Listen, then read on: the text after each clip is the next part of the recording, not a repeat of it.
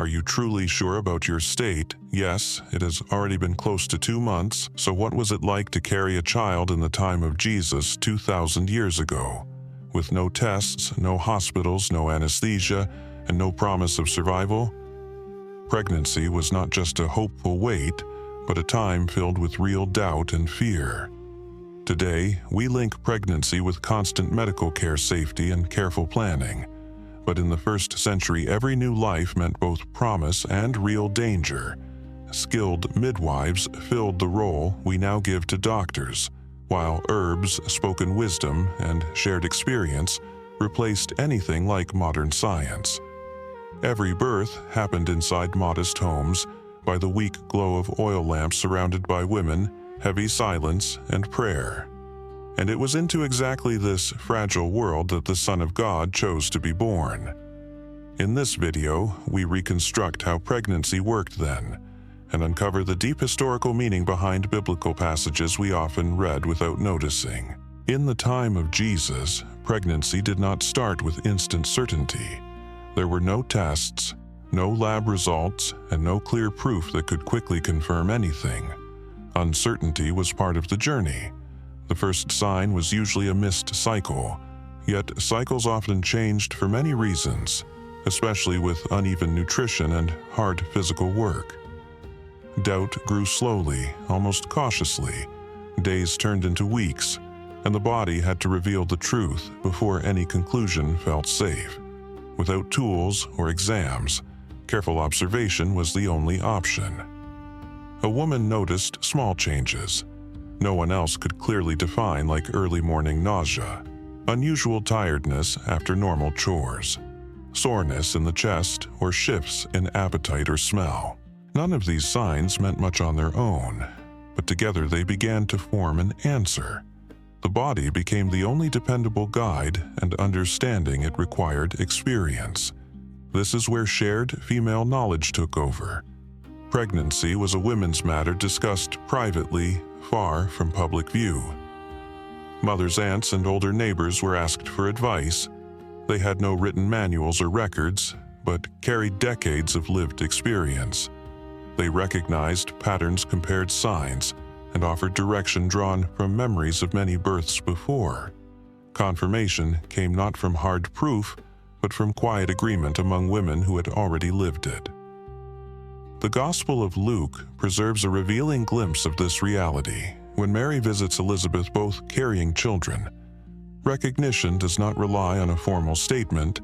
Elizabeth immediately understands Mary's condition and responds with insight, showing how pregnancy was perceived within a female world of shared awareness and bodily intuition. The womb was more than biology. It was a visible sign of promise and duty. Yet alongside hope came something harder to define, early joy mixed with silent tension.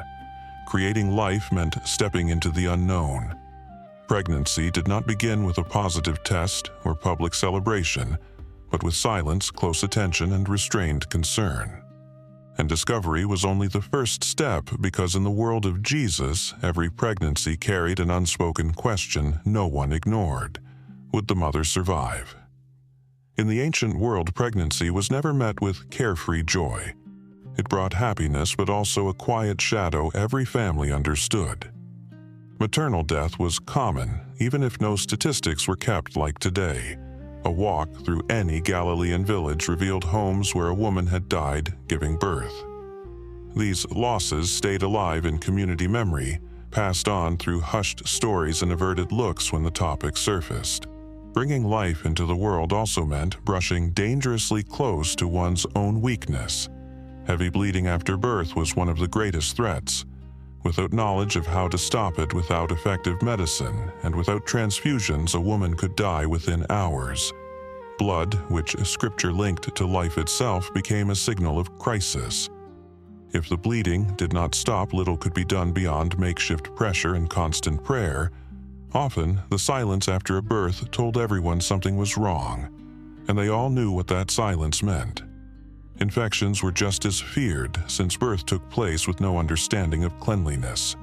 Reused cloth, simple tools, and hands worn from daily labor touched the most vulnerable moment of the female body. A fever in the days that followed could signal infection inside. Without antibiotics, the illness advanced quickly. What began as weakness could end in death, and a home that had celebrated only days before could suddenly fall into unexpected grief. There were also serious problems when the baby was positioned incorrectly, and if the child was not aligned, labor could drag on for exhausting hours. Experienced midwives tried to adjust, guide, and support the mother's body, but their options were limited and safe surgery did not exist. When a cesarean was attempted, it was almost always a last effort to save the child after the mother had already died.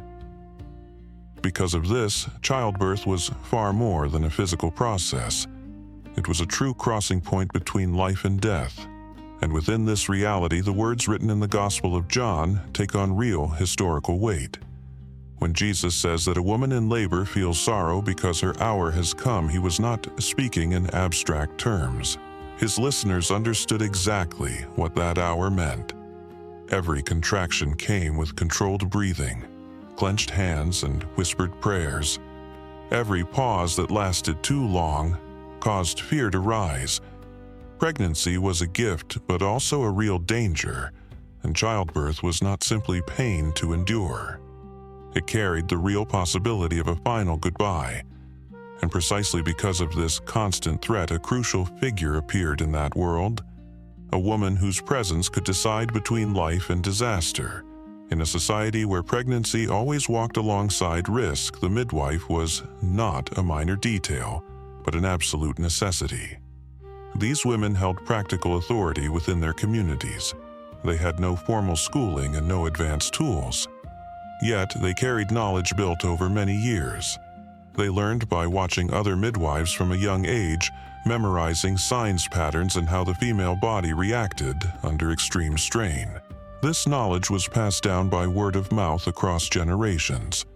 Recognizing danger was part of that training. Heavy bleeding labor that lasted too long, fever in the hours after birth. Each sign demanded fast decisions, and the midwife had to act with confidence even without certainty. She shifted the mother's posture, guided her breathing, and used physical methods to help the baby descend. She knew calming herbs, warm compresses, and traditional practices that could ease pain or limit minor bleeding. Her greatest tool was careful observation, and Scripture confirms how ancient and important this role was. In the book of Exodus, Shiphrah and Puah are named as Hebrew midwives. The fact that their names were preserved shows social respect for their work.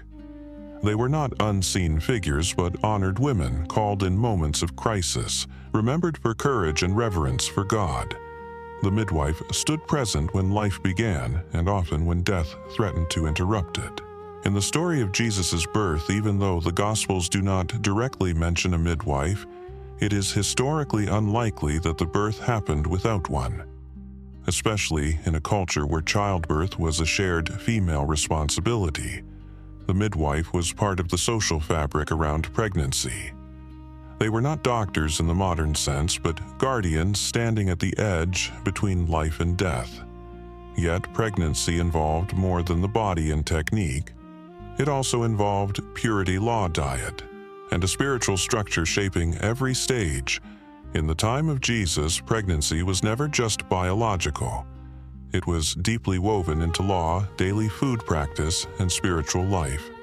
Jewish dietary rules shaped each household's routine, and during pregnancy this care became even stricter. Animals considered clean were eaten, while those seen as unclean were avoided.